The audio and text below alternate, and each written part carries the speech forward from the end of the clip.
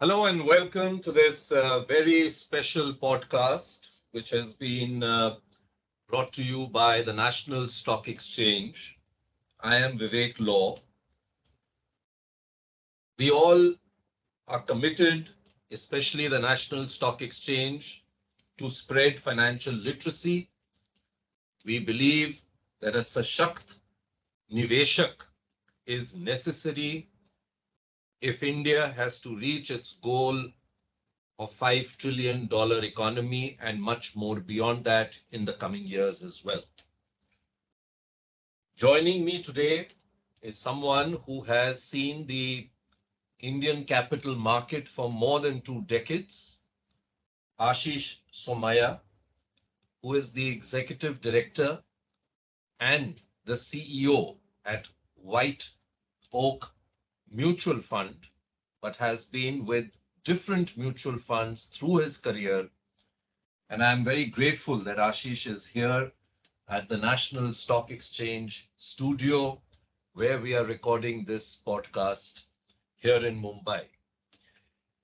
Aashish, thank you very much. The topic that we chose for you was, and I think it was to do with how young you are yourself, was about beginners, millennials, Gen Z, and how they view finance and investing. So my first question is, do you find today's young people far more aware about investing than, say, people of my generation were, and maybe lesser so of your generation?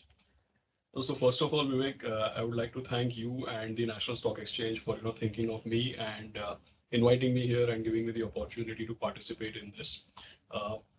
As regards your question on youngsters and their awareness, there's a very probably a cliche or a proverb which goes in English, which says that habits change with generations. I think this has got a lot to do with how the last 20-25 years in our economy and our markets and in other spheres of India as a country has shaped up in last 20-25 years. That has a huge influence to be played, because I think youngsters definitely today are a lot more aware. They know that they have to think about it. They know that they have to do something about it. And I'll tell you the reasons. The reason is because if you go back, say, 20-25 years, without getting into controversy about which generation you belong or I belong, let's say we go to parents' generation. So I'll just give you an example that if I asked my mom that, Mama, if I say the word interest rate, what number comes to your mind? My mom will definitely say a number which is in the ballpark of 10% or north of 10%. And if I ask a youngster today who is, say, 20 years old, that, what number comes to your mind when I say the word interest rate? I believe it will be closer to 6. And I think in the last 25 years, that structural decline, when I started my career in 1999, the Reserve Bank of India used to issue, on behalf of the government, they used to issue relief bonds, GOI relief bonds. And I distinctly remember the government used to pay 11% tax-free. And obviously it was risk-free. So if your risk-free, tax-free rate is 11%, then I think, investing and capital markets would be a fool's errand. I mean, why would you even go there? But today there is nothing called tax-free, and the risk-free rate is maybe 7%. Bank deposits are 6%. So one is this entire structural shift in interest rates. Second, I think, is the digitization. Because if you today, for example, even if the government issued bonds at 10%, but if a youngster were to be told that, you go to the nearest post office and fill a form and stand in a queue, and maybe, you will be told, come back after lunch or whatever those cliches. I know it doesn't work now like that, but at least the old cliches. So I don't think even at 10%, somebody wants to stand in the line and do some paperwork, right? So I think the generational change, structural change in the economy, change in habits, change in digitization, I think all of that, and plus the growth and the evolution that you see around you, I think all of this has definitely led to youngsters being a lot more aware, a lot more conscious, maybe a lot more knowledgeable also as compared to what I was like basis, at that time. I think it's a great change. It augurs very, very well for our markets. And, I think that the people who are young today, my sense, they are going to be the richest generation that we have seen in our entire evolution, and rightly so. But do you see, like it used to be the case with every generation, that when you are young, there is a greater onus on trading? There's an adrenaline rush that comes in, which you want to trade, you want to see, did you get it right, and made money. This is not something which is true only of this generation. This has happened across generations, that when you are young, you want to take more risks, you want it to be, a high risk experience, you want it to be fun, you want it to be racy. And do you feel, and I'm asking you this because you travel a lot, you conduct a lot of investor camps across India where young people come, different age groups people come. If you see during COVID, while we saw a lot of SIP accounts opening, we also saw a lot of trading accounts opening. We also saw a lot of crypto accounts being opened. So how is the behavior of the young people towards trading versus investing, if you could explain that? So I think, see, everybody will have their own path towards getting inducted, right?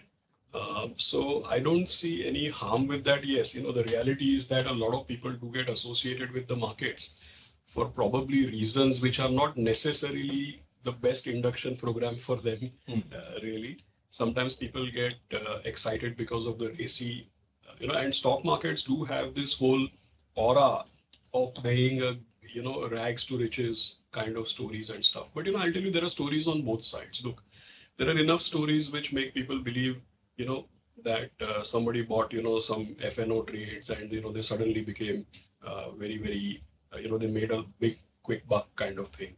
And then you also get on your WhatsApp and Facebook and email that if you bought 10,000 rupees worth of Wipro in 1980, it would be a few hundred crores. So I think there are stories on both sides, but it's very obvious that who wants to become rich over 30 years? Not that it is easy, but I think nobody wants to be rich over 30 years, although that is probably the more bankable proposition. But everybody, the idea is in getting rich faster. So I'm not surprised that appeals to people. And I think that as long as people don't kind of bet the house, as long as people don't debilitate themselves from participating in future prospects, I think there's no harm in people getting inducted in one way or the other. Everybody has their own journey, everybody has their own experiences.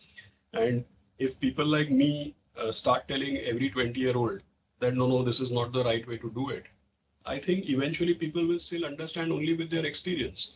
Because the problem is that every older generation sounds preachy, and they sound like they're talking down.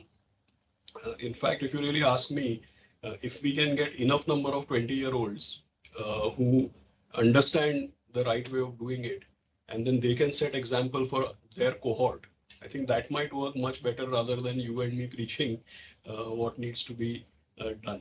I think that as long as people are getting associated with the capital market, and as long as they are not doing something which really bets the house or brings the house down, I think every way to get inducted is a good way. I think people will eventually learn. I always tell people that if you treat the market, if you gamble, the market is a casino.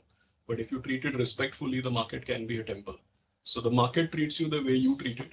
And I think it's a learning process. Everybody will have their journey. You talked about, the example of 30 years and how do you build wealth over those periods of time. We saw a recent SEBI study also revealed the same thing, that, if you were trading in FNO, 9 out of 10 times, or 9 out of 10 people didn't make money. They actually made a loss. Whereas, we talk about power of compounding. We talk about how a few thousands can get converted into crores, not even lakhs, over a period of time. So how important, according to you, is investing, and within that, the importance of starting early? I mean, I think the dilemma is when you're young, you feel this is my time to spend. I've just come out of college, I've just started earning money. At the same time, if you could put even a small amount of money at 2021, you could be actually looking at a much higher, wealth by the time you are close to retirement. Yeah.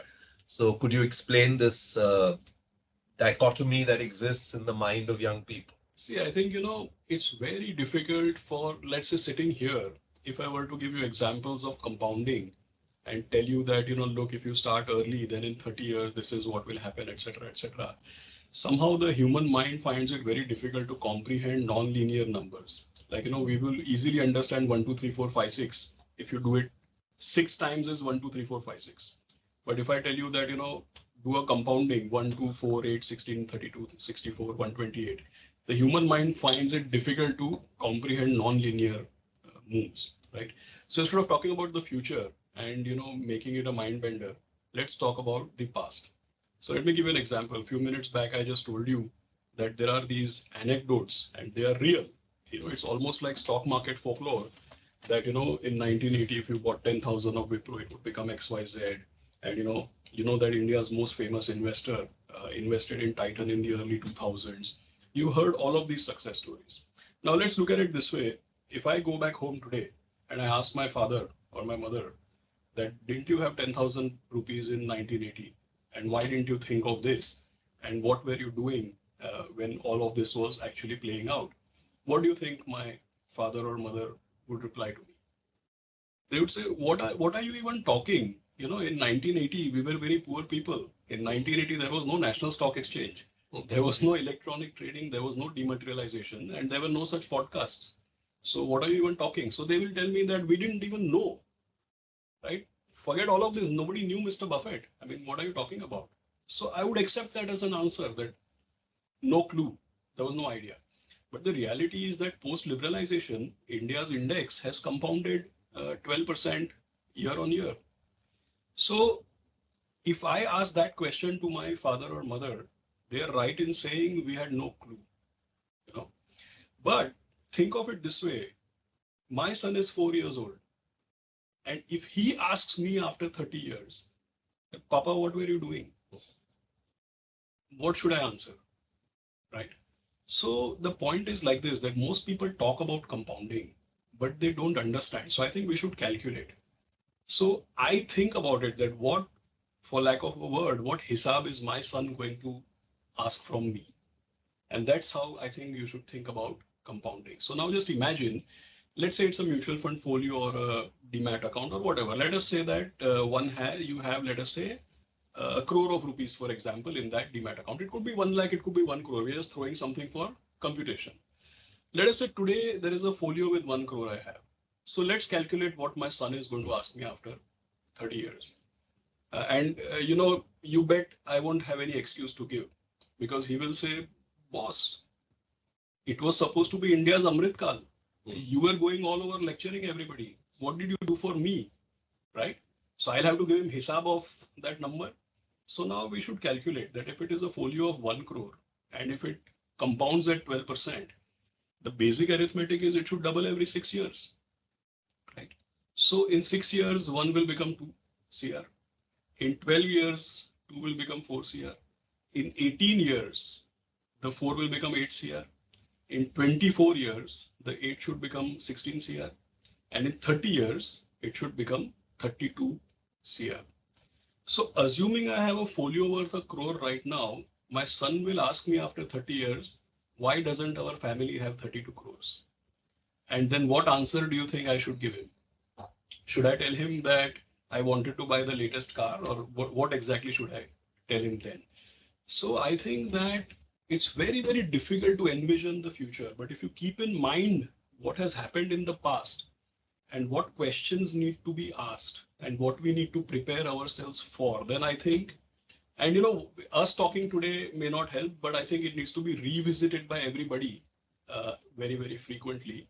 That will help them to stay the course. I think that is important. Aashish, what according to you are some of the key mistakes that beginners in the world of capital markets tend to make Because again, my own experience, and that probably would have been yours as well, that, we see markets always move, you know, they don't move in a linear manner, right? Yes. So you'll have bull cycles, you'll have bear cycles. And at every time you see people who have probably not followed certain risk parameters or, done the basics right. Yeah. And then they criticize the asset class itself. Yeah. So what are the 2 or 3 key mistakes, according to you, that young people or beginners tend to make when investing in capital markets? See, I think what happens with youth, is that there is this false sense of clarity. And the biggest issue that at least I would recall, when you're younger, you're a lot more deterministic. When you're younger, you're a lot more clear that, this is black, this is white, this is right, this is wrong. You could be more idealistic. You could be having false sense of clarity. You could be deterministic, and you could be, dead sure of quite a few things. So I think, let's look at it this way, that let us say, keeping this background in mind, let us say that if you and me were to, be India's cricket captain and vice captain, and we have to get into the ground with an IPL team, example, and let us say we were to say that, Vivek, I think that tomorrow we are going to win the toss and it's a batting pitch. Let's do one thing. Let's take 8 of the best batsmen. Let's take a couple of all-rounders and one good fast bowler. Because I think we will win the toss, and before anything can be seen, we will hit the opposition for 300 runs. It's a batting pitch. We win the toss. I think this is the right way to go. Let us say next day we land up on the ground.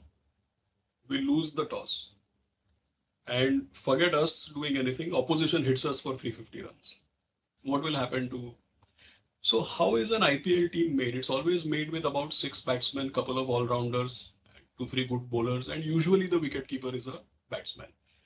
That is a team which is being made with a thought process that it is open to all possibilities. We may win the toss, we may lose the toss.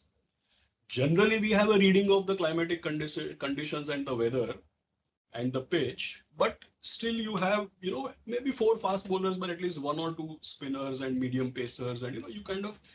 So there's a reason why teams are made to be balanced. It's a sign of probabilistic thinking that I can win the toss, I can lose the toss. The ball may swing, it may not swing. The pitch may bounce, it may stay low. So the biggest mistake youngsters make is that they are too deterministic. And being too deterministic leads one to kind of sometimes bet the house. In some things it's good, like if you're talking about your career, maybe taking some risks and sometimes betting the house is good. But if you are talking about life savings and about investing, I think it's better not to be. Investing over trading, I think it increases probability of success. Investing in a diversified portfolio versus betting everything on 1 or 2 stocks, it increases probability of success. Going through a well-managed mutual fund rather than doing it yourself, it increases the probability of success. Having a good advisor instead of being DIY, it increases probability of success. So I think when people think probabilistically, when they're prepared to face all types of outcomes, there is very less chance that they will lose the battle. But most youngsters, they run the risk of being too deterministic and not being open to... See, you mentioned about risk. Risk is all about probabilities. I don't think if I tell you that I can foresee this risk, then obviously I'll be prepared for it. It's no longer that much of a risk really. But risk is highly correlated, or risk is directly linked to probability of occurrence and impact of that risk playing out. So best to be open-minded and not to be deterministic. I think that's the ideal stance. Ashish, we are becoming far more aware today as a society about sustainability. And when it comes to finance, SEBI is looking very closely at this issue. They have already come out with certain guidelines. They're coming out with more guidelines.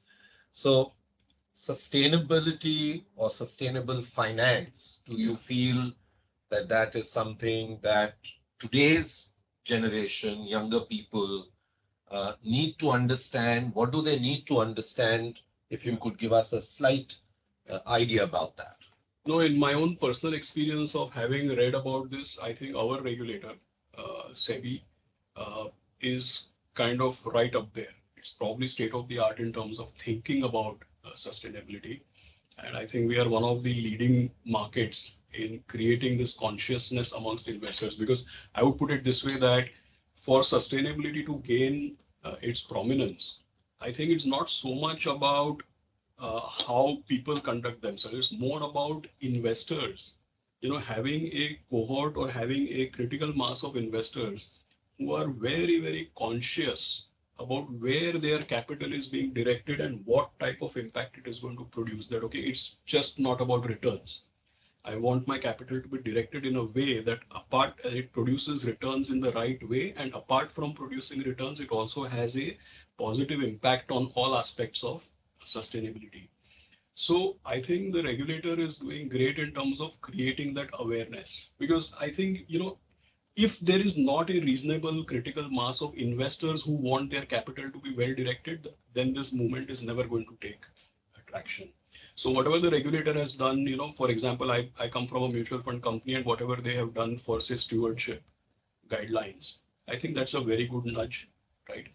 I think many, many years back, I think over a decade back, they started telling us to report all our voting patterns and how we conduct ourselves on every corporate issue. So I think they've been at it, creating awareness for now nearly a decade and a half, couple of decades. I know now recently there is a whole ESG committee, and frameworks are being set up. So my sense is that I think, like I said, we are ahead of the curve in terms of our nudge and regulation and the push. And I think we are working very hard to create awareness amongst investors. And I'm quite sure that this generation, I mean, the younger people today, they've even been through it from their academic perspective. So I think by the time they come to the market, by the time they start becoming meaningful economic participants, their education also would have already covered few of these aspects. Look, 25 years back, 30 years back, when we were in school or college, this was not even understood or not even spoken about.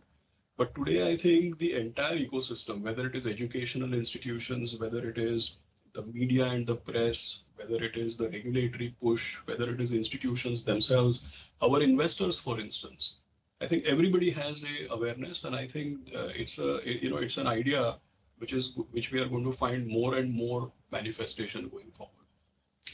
It's been wonderful talking to you, Aashish Somaiyya. Thank you very much for coming by and speaking to us here on Shashakt Niveshak. Thank you. Thanks for having me.